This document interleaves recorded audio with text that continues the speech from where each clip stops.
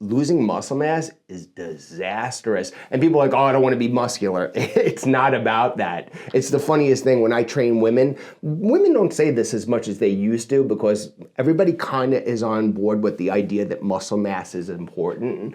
But back when I was a trainer 20 years ago, women would be like, I don't want to get too muscular, you know? And I would laugh. I'm like, if it would only that easy. So when you get over the age of the 36, Nick, 40, me and you definitely know that. She doesn't know yet because she's still in the young camp. It's all about keeping the muscle mass on. You don't have to worry about putting too much muscle on. So, you know, it's definitely a concern.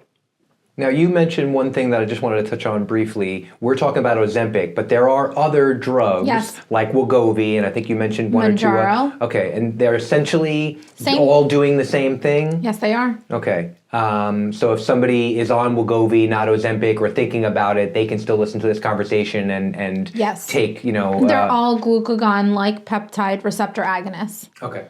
So they all fall under the same category. They more or less have the same side effects.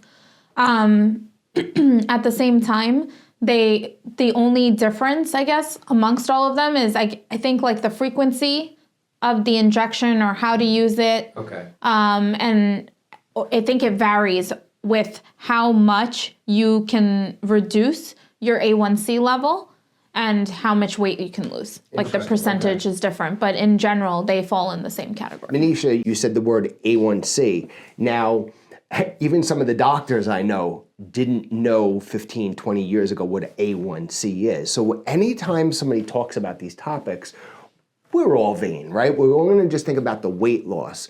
If you don't want to, I can. Managing A1C is super important. By the way, this girl has an A1C. It's a hemoglobin A1C that I've never seen before in my life. You want to quickly just say what an A1C is, or I can if you want, because that is one. Share. So that's a collection of 3 months of what your blood sugar is doing on average, okay?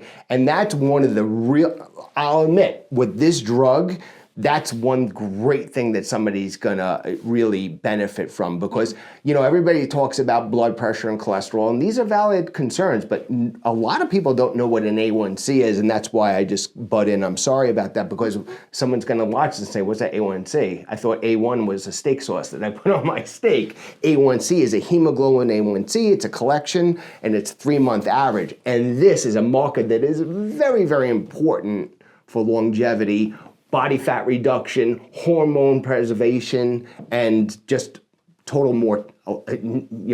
overall mortality, right, Manisha? Yeah. Yeah, so that drug will really drive down hemoglobin A1C, which is a huge benefit. And what drives up the hemoglobin A1C?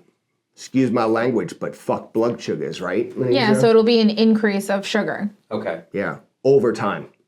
Because these things happen over decades. Well, actually, no. You got kids that are diabetic at 10 now, but back in the day, it used to be lifestyle, 30. lifestyle problems, bad diet, no exercise, essentially, is what we're talking about. Loss of muscle mass and a swing of up and down, overproduction of insulin resistance, all the stuff that we advocate and teach people how not to do. Unfortunately, I think we all have kids here, so we know that kids just do less now than they used to. When I was young, I would, as soon as I got home from school, I was out the door.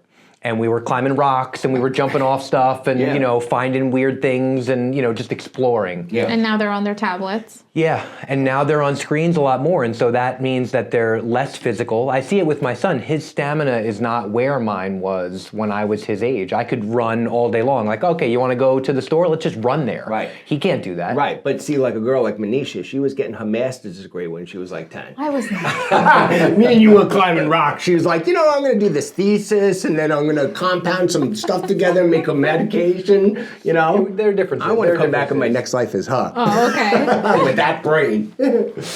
So Manisha, how effective is Ozempic for weight loss? I mean, is everybody who takes this drug going to see a great result? For the most part, it is effective.